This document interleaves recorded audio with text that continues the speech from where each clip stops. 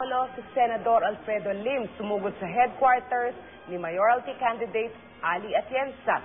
Update naman tayo mula sa Maynila, nakatutok doon si Carlo Lorenzo. Carlo?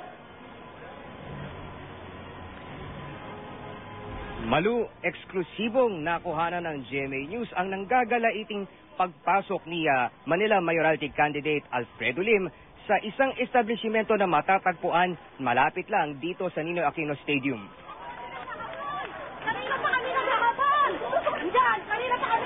Nakikita po natin ngayon ang Mayoralty candidate kasama ang kanyang mga supporters na pumasok dito sa Manileño Spa.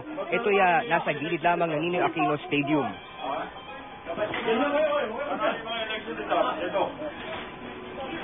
Hinaharap niya po dito ang mga hinihinalang fake election returns. Nakikita natin na nagulat ang mga tao sa loob at tila nagkakaroon ng tensyon. Nagkagilian pa ang kampo ni Lim at ng mga taong nadatnan niya sa loob ng Manileño Spa. Buksan mo yan, buksan mo. Ang pagpasok ni Lim sa establishmentong ito ay bunsod ng intel report na kanyang natanggap na may mga fake election returns na ipapasok daw dito sa lugar na ito upang kunin ng mga teachers upang i-switch sa genuine election returns na dadalhin dito sa Ninoy Aquino Stadium. Panoorin pa natin ang ilang eksena.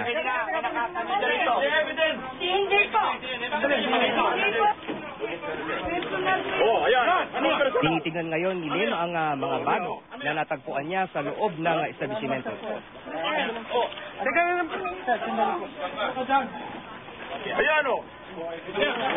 Tinitingnan niya na may mga papel ang loob ng bag pero hindi ito mga election returns.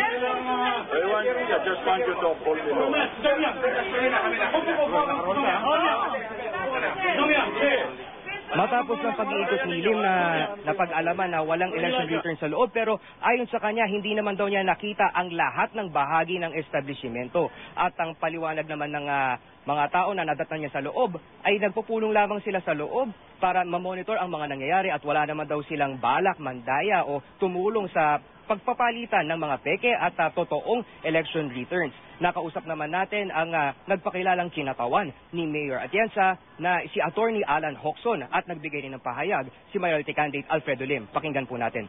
Ito iso-switch doon sa Ninoy Aquino. Kaya you're trying to get the evidence. Well, Attorney Lim is apologetic about all this matter. So all is well that ends well. That's it. Samantala ngayon, hindi pa natin nakukuha naman ng eksaktong panig ni Ali Atienza dahil tinatawagan natin siya kanina at hindi pa siya sumasagot sa telepono. Carlo. Teka muna, Carlo, hindi ka pa meron na kaming ilang katanungan. Yung sinabi ng isang abogado na Senator Lim was apologetic over what? Bakit? Dahil sa paghahalughog ni Mayor Lim sa lugar ay wala siyang nakitang election returns ay humingi siya ng konting paumayhin sa mga taong na gulo niya doon sa lugar dahil hindi nga niya natagpuan yung mga umano'y peking election returns. So wala. At malubag naman itong... Walang natagpuan. Go ahead. Walang natagpuan?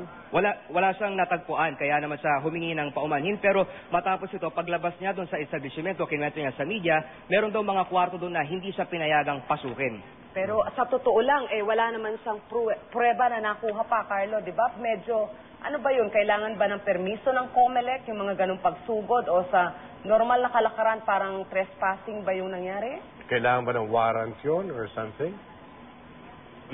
Humingi naman, nung pagpasok naman niya sa loob ay nakipag-usap na rin siya at nakipag-ayos din matapos ito sa mga taong nadatnan niya sa loob. Although pag pumapasok talaga sa mga ganitong lugar, mga establishmento ay kailangan may search warrant. Kung ang ebidensya mo ay intelligence report lamang, ay dapat aprubahan muna ito ng korte para makapasok ka. At mga otoridad ang gumagawa nito kapag nakapag-apply na ng search warrant. Okay, maraming salamat, Carlo.